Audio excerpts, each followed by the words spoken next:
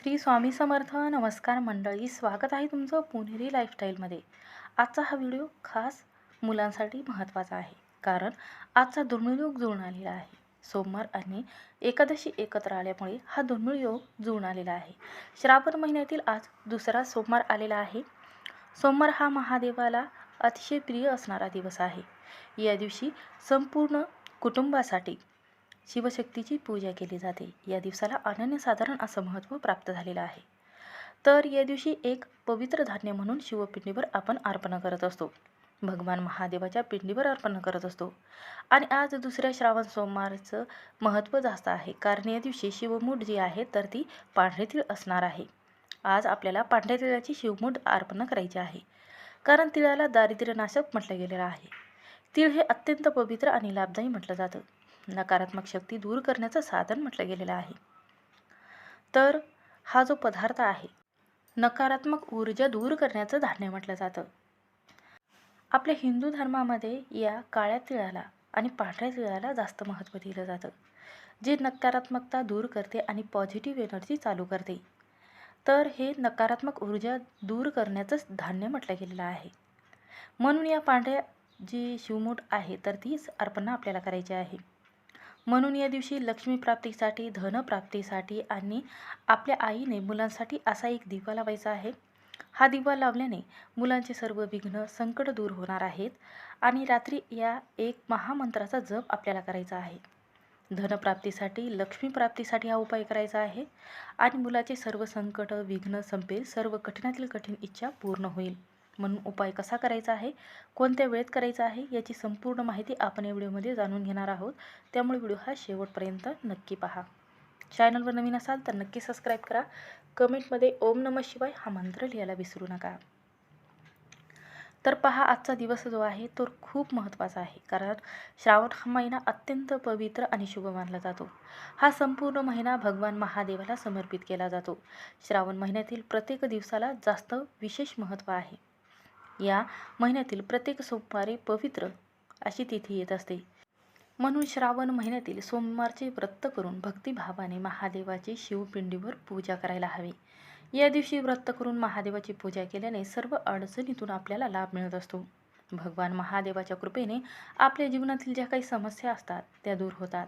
श्रावण महिन्यातील सोमवारी शिवलिंगाची जर आपण अशा पद्धतीने पूजा केली तर या दिवशी खास करून आपण यथासांग आणि पंचामृताने पूजा केली तर सर्व मनातील इच्छा, मनोकामना पूर्ण होतात. म्हणून हा उपाय आपल्याला करायचा आहे. तर शिवपिंडीवर आपल्याला या दिवशी शिवमूठ तीळ जे आहे, पांढरे तीळ, ते अर्पण करायचे आहे. आता पहा, पांढरे तीळ का अर्पण करायचे आहे, तर आपल्या हिंदू धर्मामध्ये पांढरे तीळ शुद्धता, सात्विकता आणि मांगल्य स्वरूप प्रतीक म्हणून ओळखलं जातं. त्यामुळे शिवपूजेमध्ये पांढरे तीळ आपल्याला शिवमूठ म्हणून महादेवाच्या पिंडीवर अर्पण करायचे आहे.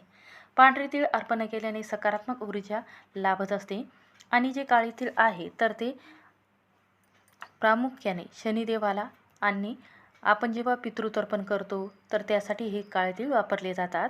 पितृदोषाच्या निवारणासाठी आपण काळे तीळ वापरत असतो. त्यामुळे शिवपूजेमध्ये काळे तीळ आपल्याला या दिवशी वापरायचे आहेत, पण शिवमूठ जे आहे तर ती पांढरेच तीळ वापरायचे आहे. म्हणून आज काळ्या तिळाला जास्त महत्त्व दिलं जातं. श्रावण महिन्यातील सोमवारी शिवतत्व हे पृथ्वीवरती नेहमीच्या तुलनेमध्ये आज जास्त कार्य करत असते. म्हणून या दिवशी जर मंदिरामध्ये प्रदोष काळामध्ये जर पूजा केली तर त्याचं फळ दुपटीने मिळते.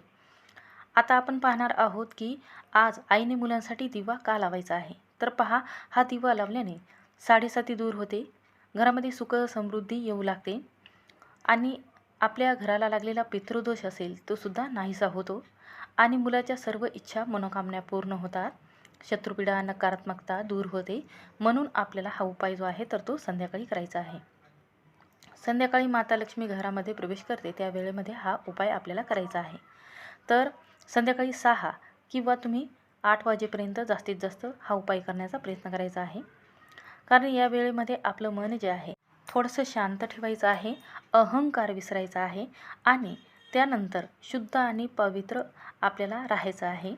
आता आपल्याला या पूजेमध्ये जे फळ मिळणार आहे तर ते श्रावणातल्या दुसऱ्या सोमवारी आपण हा उपाय केल्याने मिळणार आहे. आता आपल्या घरामध्ये लक्ष्मी अखंड वास करावी, आर्थिक समस्या दूर व्हाव्यात, कर्ज घेतलेलं असेल तर ते लवकरात लवकर फेडण्यासाठी आपल्याला हा उपाय खूप प्रभावी म्हटला जातो. तर संपूर्ण कर्ज जे आहे हे फेडण्यास हे उपाय जे आहे तर ते मदत करत असतात. म्हणूनच ज्यांच्याकडे पैसा आहे आपला तो परत मिळवण्यासाठी, पैसा हा पुन्हा निघून आपल्या जवळ येण्यासाठी, एखाद्या व्यक्तीच्या हातातून जर जास्त प्रमाणामध्ये पैसा खर्च होत असेल, दवाखाना लागलेला असेल, गोळ्या चालू असेल किंवा आजारपण असेल, तर आपल्या ह्या समस्या आहेत तर ह्या निघून जातात आणि माता लक्ष्मी तुमच्यावर प्रसन्न होते आणि तुमच्याकडे स्थिर अखंड वास करत असते. म्हणून हा उपाय करायचा आहे. हा उपाय केल्याने आपल्या घरामध्ये सुख, शांती आणि संपत्ती येऊ लागते. मनातील सर्व इच्छा पूर्ण होतात. घरातील सर्व दोष, अडचणी, शत्रुपीडा दूर होतात. म्हणून हा उपाय करण्यासाठी सर्वात प्रथम आपल्याला काय करायचं आहे, देवघरामध्ये एक दिवा लावून घ्यायचा आहे आणि त्यानंतर आपल्याला घरामध्ये संपूर्ण घरामध्ये कापूर जो आहे तर तो फिरवून घ्यायचा आहे, धूप लावून घ्यायचे आहे आणि आपल्या घरातील वातावरण हे शुद्ध करून घ्यायचं आहे. त्यानंतर तुम्हाला हा उपाय करण्यासाठी आता काय करायचं आहे, एक दिवा लागणार आहे आणि दिवा घेतल्यानंतर आपल्याला फक्त मातीची पंती घ्यायची आहे, चांगली घ्यायची आहे आणि त्यामध्ये 2 वाती टाकायच्या आहेत. त्यामध्ये दिव्यामध्ये आपल्याला जे तूप आहे तर ते तूपच टाकायचं आहे, गाईचं असायला हवं असं तूप टाकायचं आहे. त्यानंतर काय करायचं आहे, भगवान महादेवाच्या पिंडीजवळ जिथे पूजा केलेली आहे तिथे आपल्याला हे जे तूप आहे, दिवा लावलेला आहे तुपाचा, तर तो ठेवायचा आहे. त्यानंतर काय करायचं आहे, एक प्लेट घ्यायची आहे. प्लेटवर आपल्याला काय करायचं आहे, एक स्वस्तिक काढायचं आहे. आता स्वस्तिक काढत असताना आपल्याला चुकीच्या पद्धतीने काढायचं नाही, तर योग्य पद्धतीने स्वस्तिक हे काढायचं आहे. कडाच्या 2 लाईनी आणि मधोमध आपल्याला जे टिंब आहे मधोमध तर ते नक्की काढायचे आहे लाल चंदनाने. आणि त्यानंतर आपल्याला त्यावर काय करायचं आहे, जे पांढरे तीळ आहे, शिवमूठ आहे तर ती त्यावर ठेवायची आहे आणि त्यानंतर आपल्याला हा दिवा जो आहे त्यावर ठेवायचा आहे. त्या दिव्याला हळदी कुंकू लावून घ्यायचं आहे आणि त्यानंतर काय करायचं आहे, लक्ष्मी प्राप्तीसाठी, धनप्राप्तीसाठी आणि आपल्या घरामध्ये लक्ष्मीला प्रसन्न करण्यासाठी हा उपाय करायचा आहे. तर त्या दिव्यामध्ये आपल्याला काय करायचं आहे, 2 अखंड ज्या हिरव्या रंगाच्या वेलची आहे, ज्याला विलायची म्हटलं जातं, तर ते 2 आपल्याला अखंड यामध्ये टाकायचे आहे, हिरव्या, तुटलेल्या टाकायच्या नाही. आणि त्यानंतर आपल्याला काय करायचं आहे, हा दिवा प्रज्वलित करून घ्यायचा आहे, दिवा ओवाळून घ्यायचा आहे आणि त्यानंतर तिथेच बसून आपल्याला शिवलीला अमृताचा 11वा अध्याय पठण करायचा आहे. महामृत्युंजय या मंत्राचा 108 वेळा जप करायचा आहे आणि सर्वात महत्त्वाचं म्हणजे आपल्याला कलात्मक मंत्र जे आहे तर ते आवर्जून म्हणायचं आहे. आता पहा, तुमच्या घरामध्ये सतत वाद होत असेल किंवा कोणतीही मनासारखी गोष्ट घडत नसेल किंवा घरामध्ये नकारात्मक शक्ती असल्यासारखं तुम्हाला वाटत असेल तर हा मंत्र नक्की म्हणा. जर तुम्ही मुलाला घेऊन हा मंत्र म्हणत असाल तर अशा पद्धतीने आपल्याला हा मंत्र म्हणायचा आहे. आता बघूयात की मंत्र कसा म्हणायचा आहे. पहा, जसं की काळ्या तिळाला दारिद्र्यनाशक म्हटलं गेलेलं आहे. हे काळे तीळ जे आहे तर ते जीवनातील सर्व संकट, नकारात्मकता दूर करत असतात. तसंच पांढऱ्या तिळाला तेवढंच महत्त्व दिलं गेलेलं आहे. आता पहा, आपल्याला हे जे काळे तीळ आहे आणि पांढरे तीळ आहे तर हे सोबतच घ्यायचे आहे. काळे तीळ शिवपिंडीवर अर्पण करायचे आहे आणि त्यानंतर जी शिवमूठ आहे तर ती अर्पण करून घ्यायची आहे आणि एक शुद्ध तुपाचा दिवा लावून घ्यायचा आहे आणि त्यानंतर हा उपाय आपल्याला करायचा आहे. आता पहा, मंत्र असा आहे, ओम श्री कमले कमलाय प्रसिद्ध प्रसिद्ध ओम श्री ही श्री महालक्ष्मी नमः. हा मंत्र इतका प्रभावी आहे की या मंत्राने माता लक्ष्मी आपल्या घरामध्ये कायमस्वरूपी स्थिर राहते. शिवलिंगावरती एक तीळ अर्पण करायचा आहे. यानंतर पुढे आपल्याला हा मंत्र म्हणायचा आहे. परत एक तीळ हातामध्ये घ्यायचा आहे आणि परत दुसरा तीळ घ्यायचा आहे. अशा पद्धतीने 21 वेळा पांढरे तीळ घेऊन हा उपाय आपल्याला करायचा आहे. मंत्र म्हणत भगवान महादेवाचे नामस्मरण करून शिवपिंडीवर आपल्याला हे तीळ अर्पण करायचे आहेत. आपल्या मनातील जी काही इच्छा आहे भगवान शिवांकडे सांगायची आहे. श्रावण महिन्यातील दुसऱ्या सोमवारी 21 तिळाचा हा उपाय केल्याने सर्व कामामध्ये तुम्हाला यश हे मिळू लागते. म्हणून ही अत्यंत महत्त्वाची माहिती मला तुमच्याबरोबर शेअर करायची होती, कारण हा उपाय जो आहे आपल्या शिवपुराणात सांगितलेला आहे.